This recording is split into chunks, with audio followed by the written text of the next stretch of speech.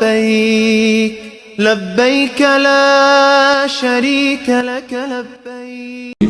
جوانوں کے لیے کبھی اللہ نے زندگی دی تو صحیفے سجادیہ پر بھی ایک خمسانی بلکہ اشرے ہونے چاہیے، کیونکہ مختلف میں نے کتابیں پڑھی، لیکن صحیفے سجادیہ میں جس طرح امام زین العابدین نے توحید کو سمجھایا ہے، انسان کے مراتب کو سمجھایا ہے، اگر واقعاً انسان سمجھ لے اس میں اتنے قیمتی خزانے ہیں کہ آپ کو لطف آئے گا کہ امام جب توحید کی تعریف کرتے ہیں تو دلیل دیتے ہیں کہ خدا نظر کیوں نہیں آتا.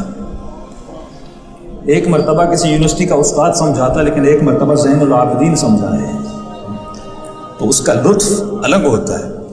امام فرماتے ہیں عجزت ابصار الناظرین عن رؤیتہ، دیکھنے والوں کی آنکھیں عاجز ہیں اس کے دیکھنے سے. ہاں اب اتنا آسان مولا سمجھاتے ہیں بچہ بھی سمجھ جائے گا کہ خدا نظر کیوں نہیں آتا.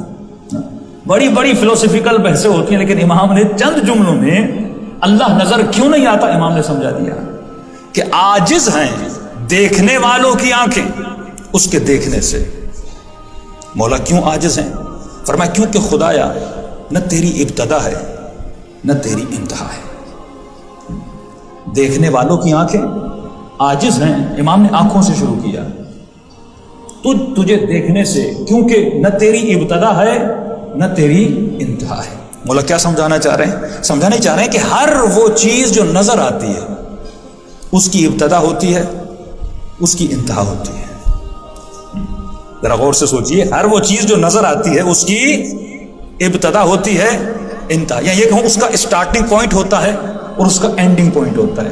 یہ گلاس آپ دیکھ رہے ہیں، آپ سب کو نظر آ رہا ہے، اس کی ایک اسٹارٹنگ پوائنٹ ہے، اس کی ایک اینڈنگ پوائنٹ ہے. میں آپ کو نظر آ رہا ہوں، یہ اسٹارٹنگ پوائنٹ ہے کوئی 6 فیٹ کا، کوئی 7 فیٹ کا، کوئی 100 فیٹ کا. ہاں مختلف اشیاء جتنی بھی کائنات میں، وہ پہاڑ لو، سورج لو، چاند لو، ستارے لو، جتنی بھی چیزیں آپ کو نظر آتی ہیں اس کی ابتدا ہے اور انتہا ہے. اور جب ابتدا اور انتہا آ گئی تو وہ محدود ہو جاتا ہے. میں محدود ہوں 6 فٹ میں، گلاس محدود ہے چند انچ میں، پلیٹ محدود ہے کچھ چیز میں. اگر خدا خود کو دکھا بھی لے تو اسے محدود ہونا پڑے گا، اور جو محدود ہو جائے وہ خدا کے ساتھ.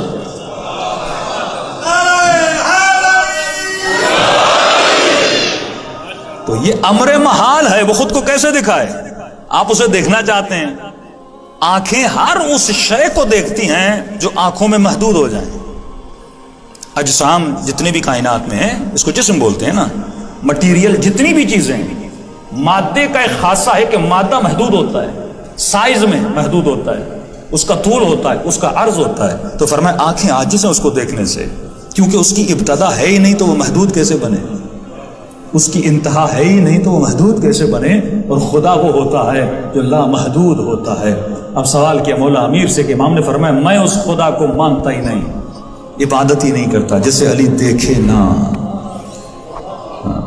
اور آغا زین العابدین کیا فرما رہے ہیں کہ عجزت ابصار الناظرین، آنکھیں اسے دیکھ نہیں سکتی. تو گویا مولا علی ان آنکھوں کی بات نہیں کر رہے، فرمایا کہ علی اپنے خدا کو اپنی دل کی آنکھوں سے دیکھتے ہیں.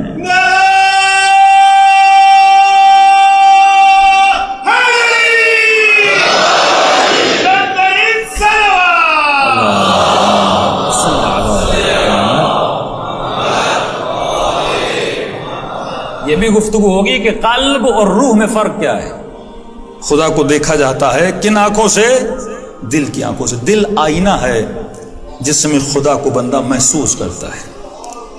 علماء فرماتے ہیں کہ جو چیزیں آپ کو نظر آتی ہیں، مثلا میں ابھی اس منبر پر ہوں، میں ہو سکتا ہے اپنے پاؤں سے غافل ہو جاؤں، اپنے کان سے آپ غافل ہو جائیں، لیکن اچانک اگر کوئی چونٹی آپ کو کاٹے تو آپ کا نروس سسٹم ایکٹیو ہوگا، آپ کو محسوس ہوگا کان پہ کسی نے کاٹا ہے.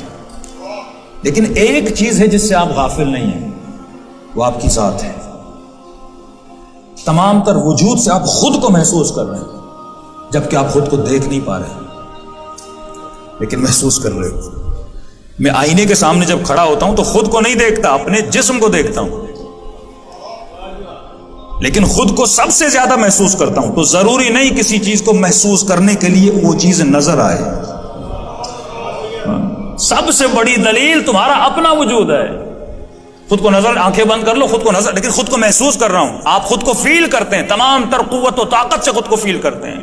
اتنا آپ اپنے پاؤں کو فیل نہیں کرتے، اتنا اپنی آنکھوں کو فیل نہیں کرتے، اتنا اپنی کانوں کو فیل نہیں کرتے، جتنا اپنی ذات کو فیل کرتے ہیں۔ تو اسی طرح فرماتے ہیں کہ نحن اقرب الیہ من حبل الورید، اگر تو چاہے تو مجھے محسوس کر سکتا ہے۔ جو لائق لوگ ہیں وہ کیا کہتے ہیں؟ جو چیز نظر نہیں آئے ہم نہیں مانتے، کیونکہ خدا نظر نہیں آتا لہٰذا ہم اللہ کو نہیں مانتے۔ اچھا، کسی سائنسدان کو یہ بولیے کہ مجھے گریوٹی دکھا، مجھے زمین کی کشش دکھا، مر جائے گا لیکن زمین کی کشش دکھا نہیں پائے گا۔ اچھا تجھے پتا کیسے چلا کہ زمین میں کشش ہے؟ کہ میں نے 100 مرتبہ دیکھا کہ سیب درخت سے نیچے گرا۔ تو کشش نظر نہیں آتی لیکن اپنے اثر سے اپنے ہونے کا پتہ بتاتی ہے۔ تو خدا نظر نہیں آتا لیکن کائنات میں اپنے آثار سے بتاتا ہے کوئی حسین کائنات کو بنانے والا موجود ہے۔ اگر انسان غور و فکر کرے اپنے رب العالمین کو محسوس کر سکتا ہے، اس سے باتیں کر سکتا ہے، اس سے راز و نیاز کر سکتا ہے۔ اب ایک تعریف انسان کی علم لاجک اور علم منطق میں ہوئی، تھوڑی علمی باتیں کر رہا ہوں کیونکہ یہاں کے مجمع کو میں تھوڑا علمی سمجھتا ہوں تبھی یہ باتیں کرتا ہوں، ورنہ فلمی باتیں مجھے بھی آتی ہیں۔ فرمایا تعریف انسان کیا ہے؟ علم منطق میں جو انسان کی تعریف کی گئی، فرمایا الانسان حیوان ناطق، انسان ایک ایسا حیوان ہے جو بولتا ہے، بولنے والا حیوان ہے۔ یہی واحد ڈفرنس ہے انسان اور اینیمل میں کہ حیوان بولتا نہیں ہے، انسان بولتا ہے، یہ صاحب نطق ہے، گزرے کا نہیں، بولنا کا مال نہیں ہے۔ انسان وہ ہے جو صاحب فکر ہے، یہ سوچتا ہے، یہ فکر کرتا ہے۔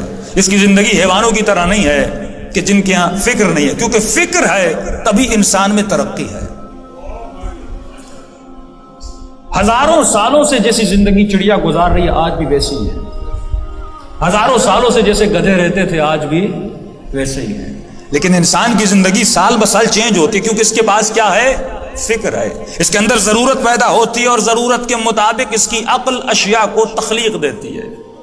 کمیونیکیشن کی ضرورت پڑی، اس نے موبائل بنایا، ٹائم پاس کرنے کی ضرورت پڑی تو اس نے گیمز بنائی، انٹرٹینمنٹ کی ضرورت پڑی اس نے موویز بنائی، لباس کی ضرورت پڑی اس نے کپڑوں کی فیکٹری لگا دی، کیونکہ حسن پرست ہے اس نے حسین تصویریں بنانا شروع کر دی۔ اس کو جسم میڈیکل کی ضرورت ہے، اس نے مختلف علوم میڈیکل کے بنانا شروع کر دیے۔ تو انسان اپنی ضرورت کو سمجھتا ہے اور ضرورت کی تخلیق کے لیے اس کا عقل ان چیزوں کو کیا کرتا ہے؟ کریٹ کرتا جاتا ہے۔ اسے سفر کی ضرورت پڑی اس نے کشتیاں بنائیں، اور تیزی سے پہنچنا چاہے اس نے جہاز بنائے، تو یہ عقل تخلیق کرتا رہتا ہے۔ تو یہ وہ تعریف ہے انسان کی جو فلسفے میں، فلسفی میں اور علم المنطق میں کی گئی۔ لیکن آئیے امام زین العابدین سے پوچھیں کہ انسان کون ہے؟ ہمیں تو اہل بیت سے پوچھنا ہے نا، ہمیں تو در ولایت سے پوچھنا ہے۔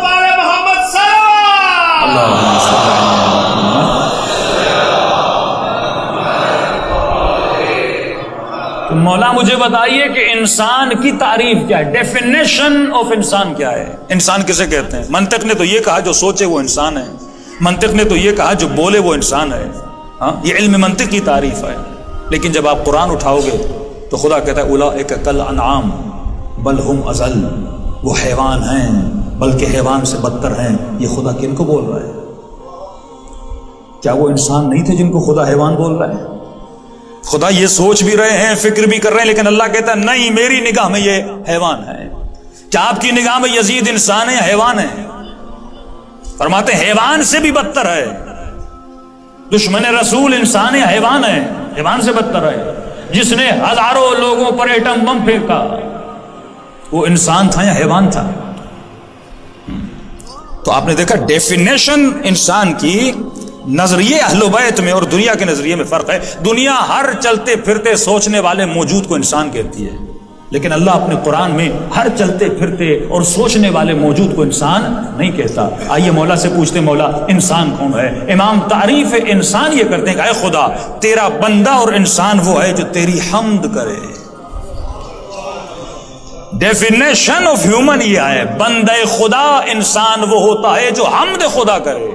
اہل بیت کی نظر میں اگر کوئی حمد خدا نہ کرے وہ انسان کہلانے کا حقدار نہیں ہے۔ تبھی ہر نماز کی ابتدا میں جو سورہ واجب ہے وہ سورہ حمد ہے۔ اللہ اکبر کہہ کے حمد کر اور اپنی انسان ہونے کا ثبوت دے۔ تو کسی نے کہا مولا حمد کا مطلب یہ ہے کہ تسبیح اٹھاؤں اور کہوں الحمدللہ الحمدللہ، فرمایا نہیں، حمد لسانی نہیں، حمد عملی کر۔